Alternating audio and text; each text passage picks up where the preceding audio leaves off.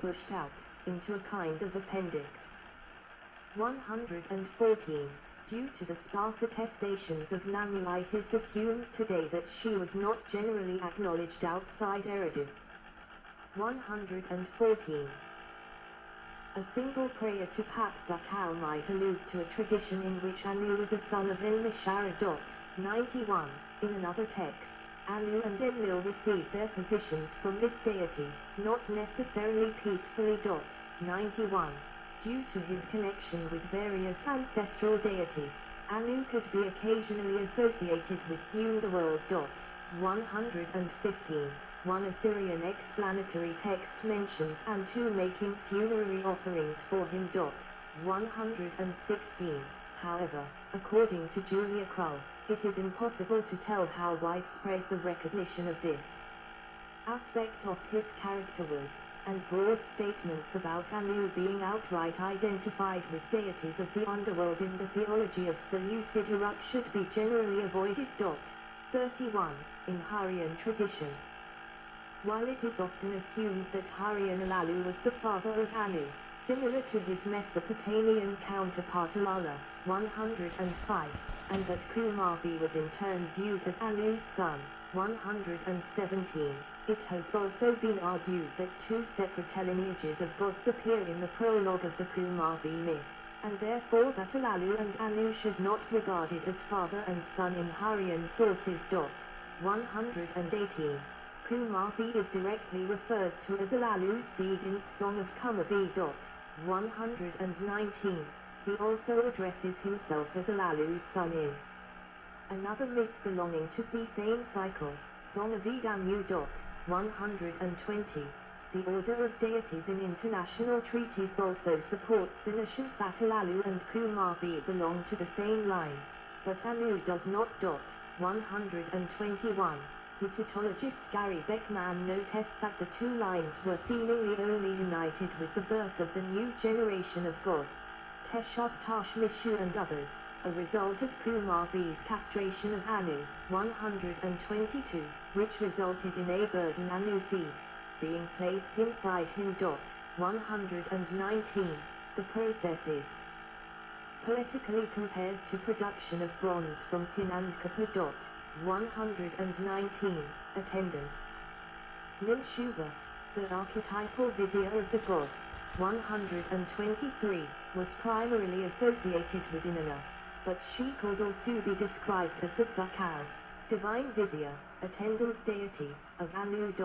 124. The association between her and Anu is attested from the reign of 3rd dynasty of Ur onward. 124. Her role as a popular intercessory deity in Sumerian religion was derived from her position as a servant of major deities, which resulted in the belief that she was capable of mediating with her masters, both with Inanna and with Anu, on behalf of human petitioners. 125. Another deity who could be placed in the same role was Ilabrat.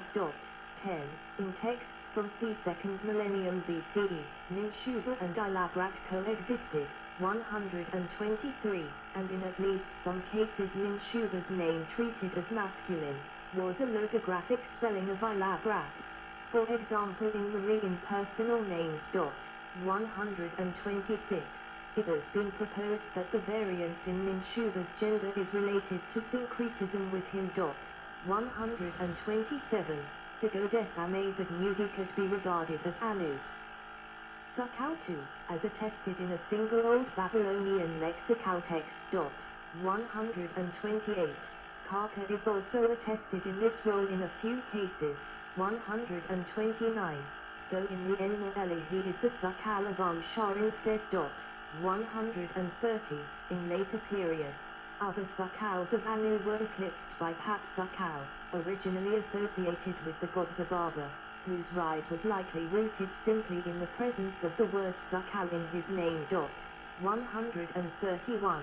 In the context of the so-called antiquarian theology relying largely on god lists, which developed in Iraq under Achaemenid and Seleucid rule. 132. he was fully identified with Ninshubu and thus became Anu's Sukaland, one of the 18 major deities of the city. 133. He was not worshipped in this city earlier. 134. Foreign equivalents. According to a Urpu commentary, Anu's Elamite counterpart was Jabru. 7. However, according to the god list, An equals Anum, a god bearing the name Yibnu, Dia Avina, was the Enlil of Elam. 135. Wilfred G. Lambert concluded that Jabru and Yibnu should be considered two spellings of the same name. 7. While Jabru is described as an Elamite god in Mesopotamian sources, no known Elamite texts mention him. 7. In the god list, Ana equals Anum. One of the names of Anu is Hamernu, derived from the Hurrian word referring to heaven. 8. However, while Hurrians did worship earth and heaven, they did not regard them as personified deities. 136. Furthermore, Anu appears under his own name in Hurrian mythology. 137. While Robert Monti argues that the Canaanites seem to have ascribed Anu's attributes to El, 138, no equivalents of Anu were actually present in the pantheons of various ancient Syrian states. 139. Both the head of the hinterland pantheon, Dagon, and the head of the coastal pantheon, El, were regarded as analogous to Enlil, rather than Anu. 139. Monti additionally describes a god he refers to as Shamem as the most direct equivalent to Anu in the Canaanite pantheon and as a personification of the sky. 138. But this name was a title of the weather god Baal, which developed into a separate deity, Baal-Shamim. 140, and Aramaic texts indicate that he was viewed as an equivalent of Hadad, rather than Anu. Further east. 141, it is sometimes proposed that in the Hellenistic period Anu was identified with the Greek god Zeus, but most Assyriologists consider this possibility to be uncertain, one exception being Eleanor Robson. 5. Julia Krull points out authors who propose it do not clarify whether they mean if the Seleucids made such an equation themselves, or that the Arukian priest scholars convinced their new kings of the similarity between the two gods, or even that they genuinely believed that Anu and Zeus were the same. 5.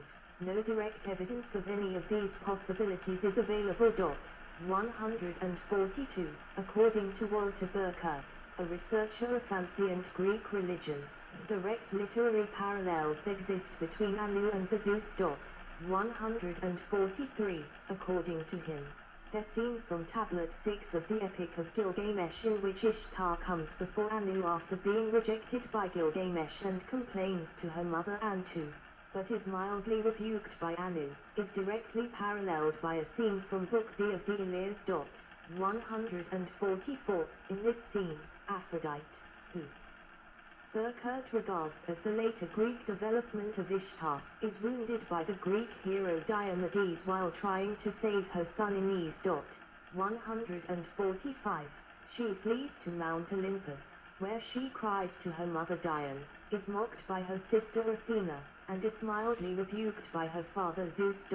145. Not only is the narrative parallel significant, 145, but so is the fact that Dione's name is a feminization of Zeus's own, just as Antu is a feminine form of Anu. 145. Dione does not appear throughout the rest of the Iliad, in which Zeus's consort is instead the goddess Hera. 145. Burkert therefore concludes that Dione is clearly a calque of Antu. 145. An equivalence between Anu and Aramazda has been proposed based on the assumption that non-Persian subjects of the Achaemenid Empire might have viewed the latter simply as a sky god. 5. Worship. Anu was chiefly associated with the city of Uruk, where he was one of the major deities next to Inanna, Ishtar, and Nanaya. But before the end of the Neo-Babylonian period his cult had a smaller scope than theirs. 149. It is often assumed that the so-called White Temple, which dates back to the Uruk IV period, 3500–3100 BCE, was his original cult center, and it is even sometimes referred to as the Anu Ziggurat in modern literature. 150. However, there is no evidence that Anu was actually worshipped in this structure. 52. His presence in the oldest texts remains a matter of debate, as it is uncertain if the cuneiform sign DINGI present in them does not necessarily denote a specific god. 52. Paul Allan Beaulieu concludes that whoever appears in these sources is unprovable. 151.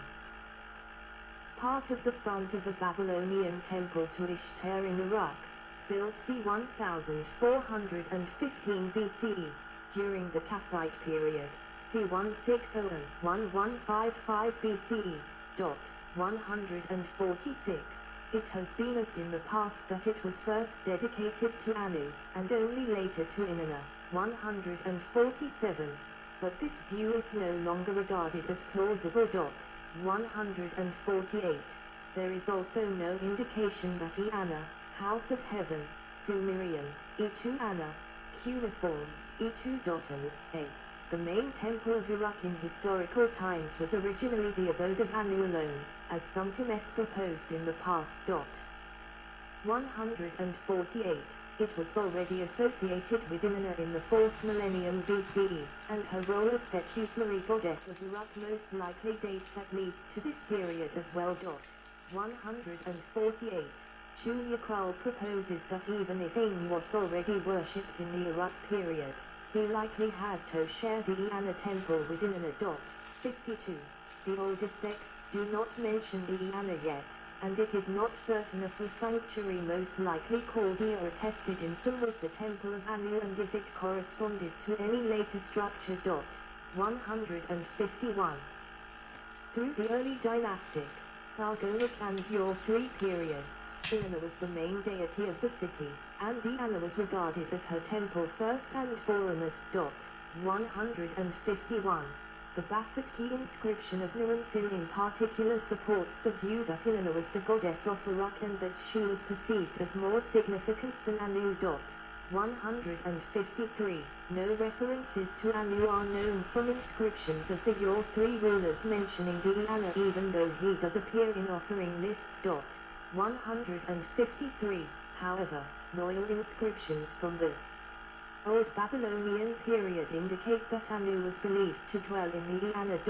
52. In the Old Babylonian version of the Epic of Gilgamesh, Inanna is described only as the dwelling of Anu, but the later Standard Babylonian version associates it both with Ishtar and Anu. 52. It has been proposed that similar to the Bull of Heaven episode, the former tradition might simply indicate the existence of anti-Ishtar sentiment among compilers of this work. 154. Simultaneously, Anu does not play any major role, and Inanna is the sole owner of Inanna in the myths about Enmerkar and Lugalbanda, other legendary kings of Uruk commonly referenced in Mesopotamian literature. 155. A mythological tradition in which the Inanna originally belonged to Anu. But was later usurped by Inanna is known from multiple literary compositions. 156. But it might have only been a founding myth explaining how the first temples were established. 148. Starting in the Ur III period, Anu came to be seen as a member of a triad of foremost deities invoked in royal inscriptions, which also included Enlil and Enki. 157. A seat, known as Barakhiskala, dais, pure place, and a garden dedicated to him are mentioned in documents from the reign of Ur-Nammu. 158. The location is uncertain, but Andrew R. George tentatively proposes Ur. 158. In the following Isen-Lersa period, kings of Isen made no reference to Anu in their year formulas. 159. Rim-Sinai of Lersa revived their tradition and invoked the traditional triad in them, possibly to show that he planned to control all of southern Babylonia. 160. It has been also suggested that one of his predecessors, Gungunum, invoked Anu, Enlil and Nana as a similar trinity in his inscriptions to show he was in control of their major cult centers. 161. After conquering Rim-Sinai's kingdom, Hammurabi of Babylon started to invoke Anu and Enlil, though not Ea in his own formulas. 162. Similar evidence is not available from the reign of Samsu-Iluna, who only invoked Anu and Enlil in a single inscription, most likely pertaining to the reconquest of southern cities.